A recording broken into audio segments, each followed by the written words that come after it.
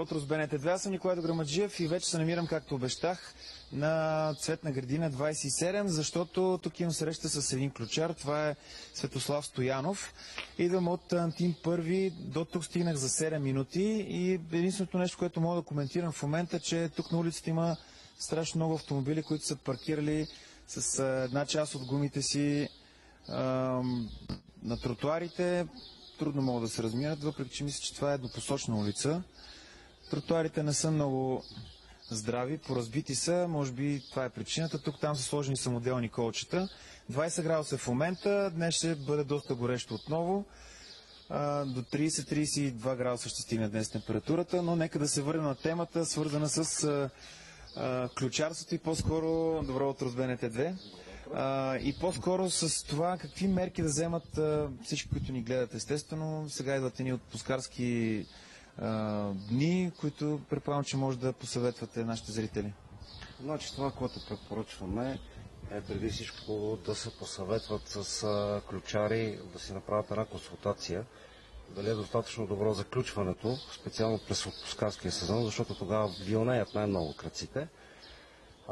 Има някои хитрини, които се предлагат от ключарите, като комбинация между електронна и механична ключалка, когато хората имат СОТ, монтаж на скрити датчици, на не много скъпи електронни ключалки във вратите.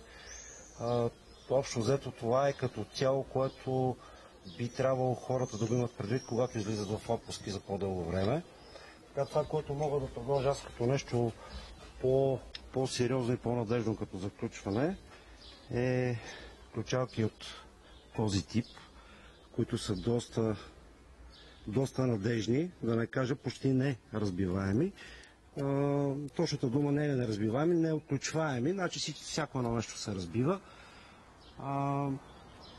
Това е, което мога да кажа така по-специално за по-сериозно. Има ли хитрини, понеже така и аз съм чувал, че общо взето кръците гонят 5, 10, 15 минути възможност да влязат, ако не успеят, понеже има поток все пак, ако е обитаема сградата, просто приключват и продължават по своя път. Всички ключалки, които са в ценови диапазон, да кажем от 200 лева нагоре до към 5-600 лева, всичките са така наречени high security class, които тяхното разбиване или отваряне отнема повече от 20 минути, половин час и нагоре. Това е една скъпа инвестиция, която обаче се изплаща. Изплаща се и се инвестира еднократно в нея. Така че бих препоръчал на хората дори ако е необходимо с кредит или с заем, да си го позволят еднократно и след това просто няма да мислят повече за такива неща.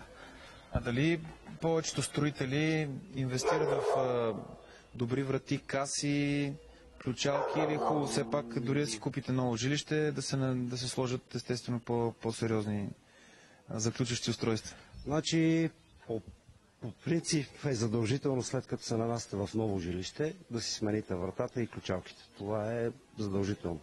Значи строителните врати, с които се издават обектите, са обикновено нисък клас, както се казва, до издаване на обекта. Значи, ако искате да се подсигурите, би трябвало вече да се консултирате с ключа. Или да си вземете куче, защото чувам, че едни кучета тук лаят, може би това е... Не, това не спасява. Не е high security. Да, общо взето една аларма. Общо взето кучето е една аларма.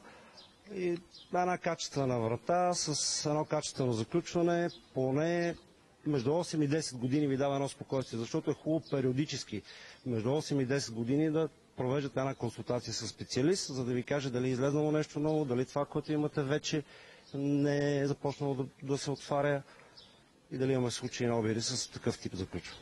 Все пак, освен врата, има и прозорци всеки един апартамент.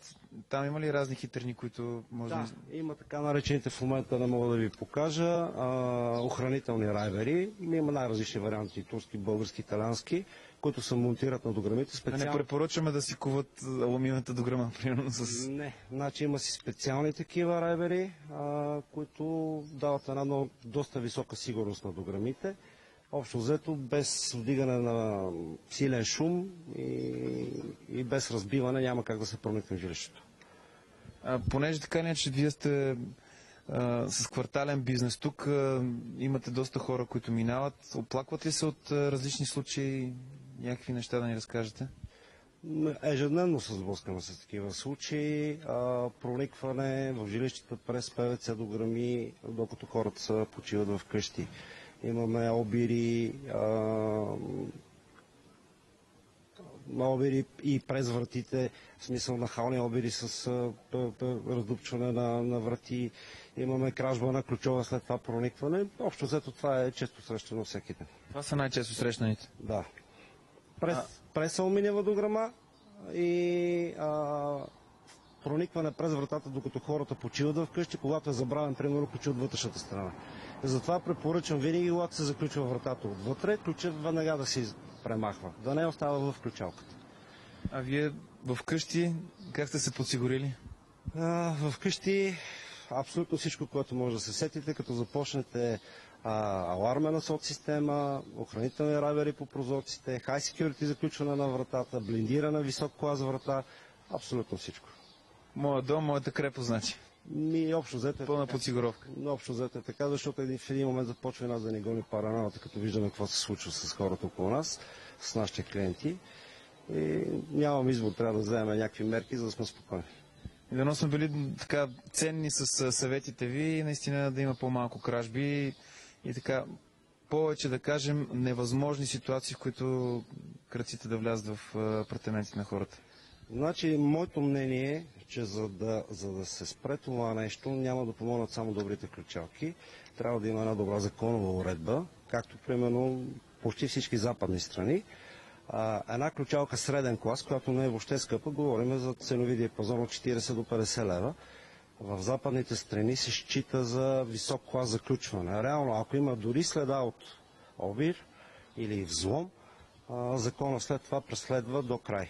Докато тук ние, висок клас, примерно тази ключалка, която е high security, тук в България е нещо среден клас. В смисъл в цяла една Европа не може да бъде преодоляна по никакъв начин, докато тук в България се преодолява и след това закон общо взето не защитава нито ключарите, нито нормативните уредби за ключарите, нито има закон, който не да преследва кръци. Затова не считат за опасни българите. Няма как ние сами или полицията сами да се преборят. Значи трябва да има една нормативна законова уредба, която общо взето да се работи заедно. Добре, благодаря и за включването. Наистина дано да сме били полезни нашите зрители. Аз продължавам. В първия си анонс съобщих, че ще разбера малко повече за един фестивал, един фест. Това е Водна кула Арт Фест. Сега тръгвам точно натам. Ще разберете днес в рамките на деня, разбира се, какво ново ще има в този фест и съответно какво може да очаквате. Сега може да разберете кои улици ще бъдат затворени в София. Ще се видим след вече 23 минути. До скоро.